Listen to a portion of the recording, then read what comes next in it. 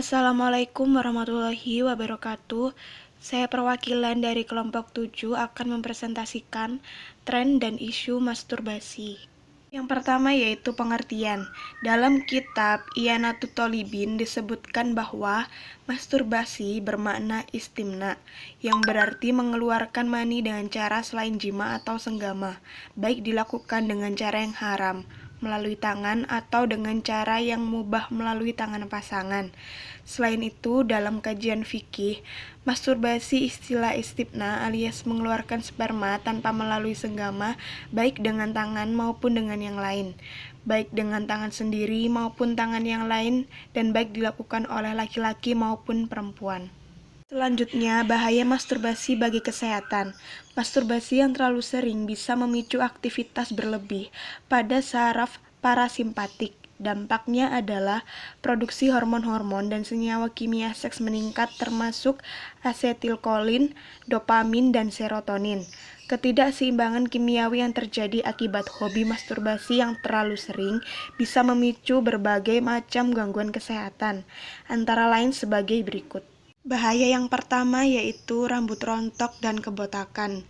Dampak lain dari ketidakseimbangan hormon yang terjadi jika terlalu sering masturbasi adalah kerontokan rambut. Jika tidak diatasi, lama-kelamaan akan memicu kebotakan atau penipisan rambut pada pria. Sangatlah jelas bahwa akibat negatif dari melakukan masturbasi dapat menyebabkan tubuh menjadi lemah dan loyo, sehingga aktivitas kerja akan terganggu dan menjadi tidak produktif lagi. Setiap kali tubuhnya mengejang karena orgasme, pria akan kehilangan cukup banyak energi karena hampir semua otot akan mengalami kontraksi. Akibatnya, jika terlalu sering, pria akan kehilangan gairah untuk beraktivitas dan cenderung akan merasa ngantuk sepanjang hari. Selain itu, kontraksi otot saat mengalami orgasme bisa memicu nyeri otot terutama di daerah punggung dan selangkangan. Bagi yang melakukannya dengan tangan kosong tanpa pelumas, rasa nyeri juga bisa menyerang penis karena gesekan yang terjadi bisa menyebabkan lecet-lecet. Selanjutnya, bahaya yang kedua yaitu kanker prostat. Hal ini berdasarkan pada penelitian dari Universitas Nottingham yang menyatakan bahwa kaum pria yang sering bermasturbasi di usia 20-30 tahun lebih beresiko terkena kanker prostat. Para ilmuwan itu melakukan survei terhadap 800 pria dan ditemukan bahwa 50% dari mereka menderita kanker prostat. Ketiga yaitu ejakulasi dini. Seperti pernyataan pakar seks Dr. Andri Wanananda MS, hal ini disebabkan oleh kebiasaan tergesa-gesa saat masturbasi karena ingin cepat merasakan kenikmatan orgasme seorang diri atau self-satisfaction. Lalu ketika ia menikah, sifat tersebut masih terpatri pada dirinya hingga mengabaikan eksistensi istrinya. Itulah yang menyebabkan banyak kasus ejakulasi dini, tuturnya dalam sebuah konsultasi kesehatan. Terlalu sering ejakulasi masturbasi dapat menyebabkan terjadinya ejakulasi dini. Ejakulasi berikutnya juga dapat memakan waktu yang cukup lama. Bagi pria yang melakukan masturbasi beberapa kali sebelum melakukan hubungan intim, akan cenderung sulit mencapai klimaks. Bahaya yang keempat yaitu impotensi atau lemah syahwat. Gangguan pada saraf parasimpatik bisa mempengaruhi kemampuan otak dalam merespon rangsang seksual. Akibatnya, kemampuan ereksi melemah, bahkan dalam tingkat keparahan tertentu bisa menyebabkan impotensi, yakni gangguan seksual yang menyebabkan penis tidak bisa berdiri sama sekali. Selanjutnya, kebocoran katup air mani. Masturbasi yang terlalu sering akan mengganggu saraf, seperti gangguan pada kemampuan saluran air mani untuk membuka dan menutup pada waktu yang tepat. Akibatnya, sperma dan air mani tidak hanya keluar saat ereksi. Lendir-lendir tersebut bisa juga keluar sewaktu-waktu seperti ingus sekalipun penis sedang dalam kondisi yang lemas. Selanjutnya, hukum dan sumber hukum. Mayoritas ulama fikih membolehkan istimna baik dengan tangan maupun dengan yang lain bila dilakukan bersama pasangan yang sah, selama tidak ada perkara yang mencegah dari suami atau istri seperti haid, nifas, puasa, iktikaf, atau ibadah haji. Sebab pasangan adalah tempatnya bersenang-senang dan menyalurkan kebutuhan seksual yang dibenarkan syariat.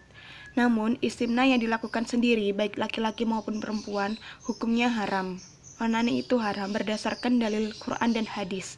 Ibnu Katsir rahimahullah mengatakan, Imam Syafi'i dan orang yang sependapat dengan beliau telah berdalil akan pengharaman onani dengan ayat firman Allah dalam Quran surat Al-Mu'minun ayat 5-7 tentang perilaku seks yang menyimpang. Saya akan bacakan langsung penggalan ayatnya. A'udzubillahi minasyaitonirrajim. Bismillahirrahmanirrahim. Waladina hum li furujihim khafidun ila ala azwajihim aw ma malakat aymanuhum fa innahum ghairu malumin wa man ibtagha wara'a dzalika fa ulaika humul adun. Shadaqallahul adzim, yang artinya, dan orang-orang yang menjaga kemaluannya kecuali terhadap istri-istri mereka atau budak yang mereka miliki, maka sesungguhnya mereka dalam hal ini tiada tercela. Barang siapa mencari yang dibalik itu, maka mereka itulah orang-orang yang melampaui batas. Quran Surat Al-Mu'minun ayat 5-7.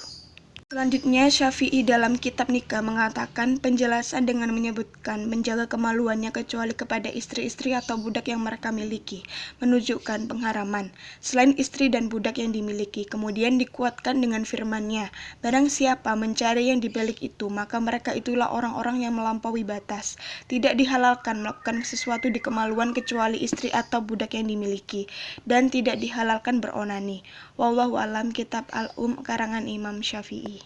Kemudian ahli ilmu berdalil dengan firman Allah Ta'ala.